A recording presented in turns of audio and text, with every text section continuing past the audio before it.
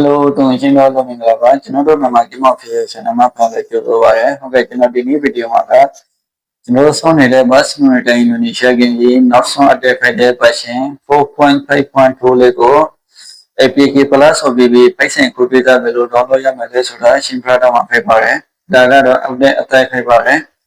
Thế mình chạy cái là cái đấy update apply mà patient could be the APK này OBB Father King Lego General Pilu Dono Yamele Bilu Jessica Pilu Soyamele Suda Attestation Prada Mamuro Video Lego Sundi Shepo along Norton Soshibare Navido the file Machide password college video Matakare Chata Ramolo Video Lego Titi Sasha Chepo Lugare Okay, General Video Lego Salivame Chinona to Include Video Lego Sundi Chepo Ponso Shimbare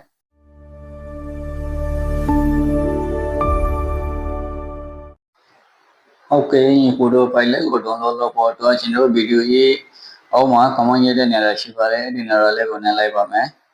ok dinner lấy phải vào đấy, dinner lấy của này video vào lấy vào mẹ,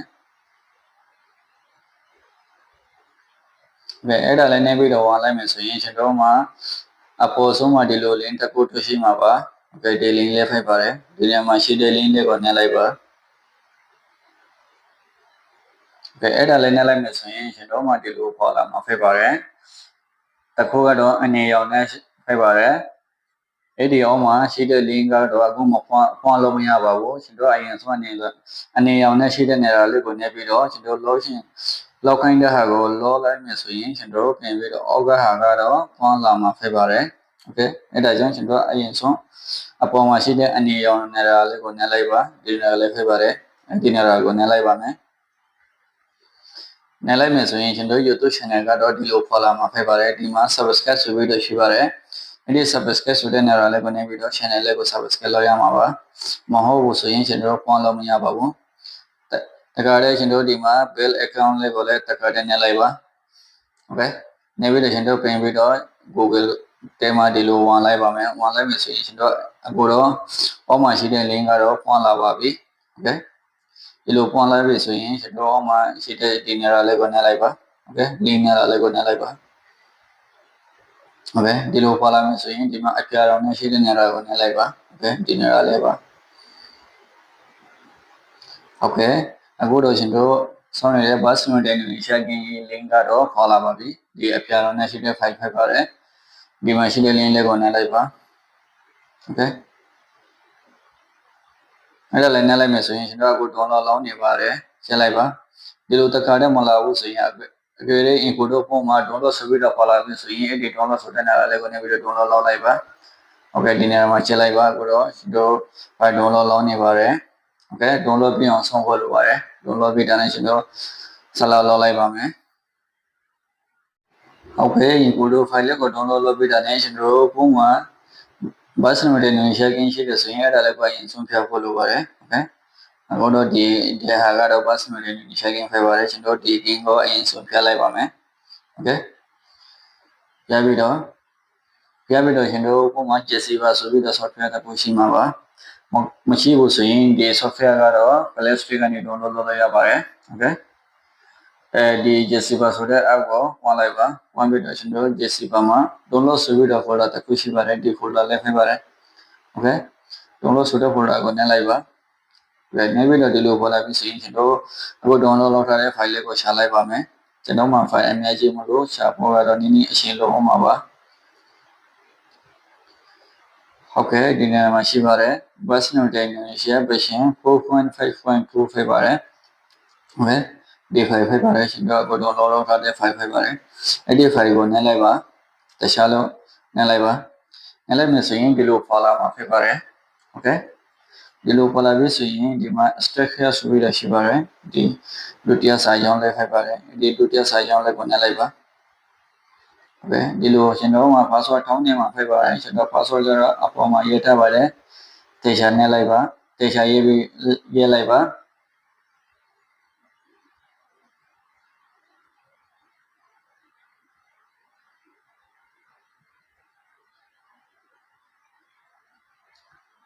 โอเคရေးပြီးတော့ကျွန်တော် okay ရှိပါတယ် okay ကိုနှိပ်လိုက်ပါ ဒီနေရာမှာခဏလေးဆုံးဖို့လိုပါတယ်ဒီ line ကိုပြအောင်ဆောင်လိုက်ပါ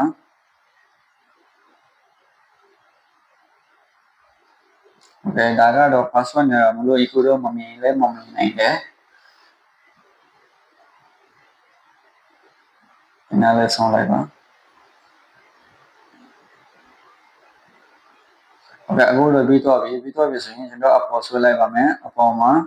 ကျွန်တော်မှာ folder တစ်ခုပေါ်လာမှာဖြစ်ပါတယ်ဒီ folder လေးဖြစ်ပါတယ် bus modernization version 4.5.2 ဖြစ်ပါတယ် okay ဒီ version ဒီ folder ကိုနှိပ်လိုက်ပါဒါကတော့အတိုက်ပေါ်လာတဲ့ folder ဖြစ်ပါတယ်ဒီ folder ကိုနှိပ်လိုက်ပါနှိပ်လိုက်မယ်ဆိုရင်ဒီမှာကျွန်တော်ဆောင်းနေတဲ့ bus modernization application ပါတယ်နောက်ပြီးတော့ OBB file ရှိပါတယ် okay အရင်ဆုံးကျွန်တော် application ကိုနေပြီးတော့ဒီအပေါ်ဆုံးမှာရှိတဲ့ game ကိုနေပြီးတော့ install ထင်လိုက်ပါမယ် okay ဒါလေးကို game လေးကိုတခြားနေလိုက်ပါနေလိုက်မယ်ဆိုရင်ဒီလိုပေါ်လာပါမယ်အပေါ်ဆုံးမှာ install ဆိုပြီးရရှိပါတယ်ဒီ install ဆိုတဲ့စာကြောင်းလေးကိုနေလိုက်ပါ okay ဒီလိုတော့ပုံမှာပေါ်လာတဲ့အတိုင်း install ထင်လိုက်ပါ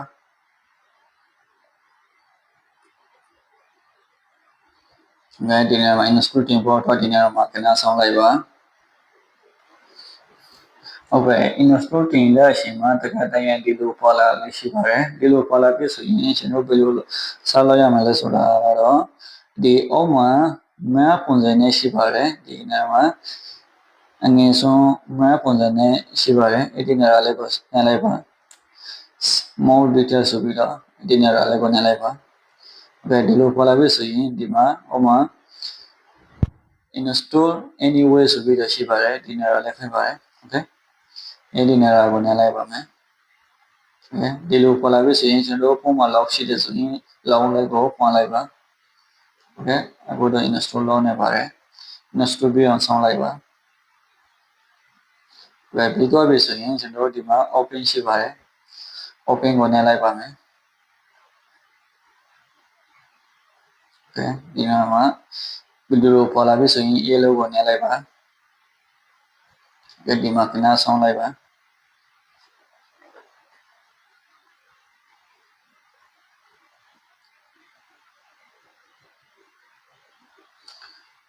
ဒီလိုပေါ်လာပြီဆိုရင်ကျွန်တော်ဒီမှာ join ဆိုပြီးတော့ရှိပါတယ် join ဆိုပြီးတော့ပေါ်လာတယ်ဆိုရင်ကျွန်တော်ဒီ join လေးကိုနှိပ်ပြီးတော့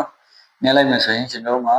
Telegram တစ်ခုပေါ် Telegram အကောင့်ပေါ်လာပါမယ် Telegram လေးကိုကျွန်တော် join လုပ်ရင်လည်းရတယ်မလုပ်ရင်လည်းရတယ်ကျွန်တော်တစ်ခါတည်းထွားမယ်ထွားပြီးတော့ပြင်ပြီးတော့ pin တစ်ကိုဝင်လိုက်ပါမယ် okay ဝင်လိုက်မယ်ဆိုရင်ဒီမှာ verify ဆိုပြီးတော့ခဏလေးဆောင်းလိုက်ပါအနေအောင်လေးကိုနေပြီးတော့ခဏဆောင်းလိုက်ပါ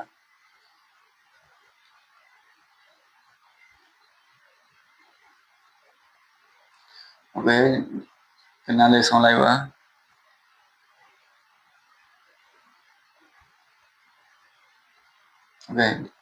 အခုကတော့အလိုလိုနဲ့ဒီလို appearance ပေါ်လာပါပြီ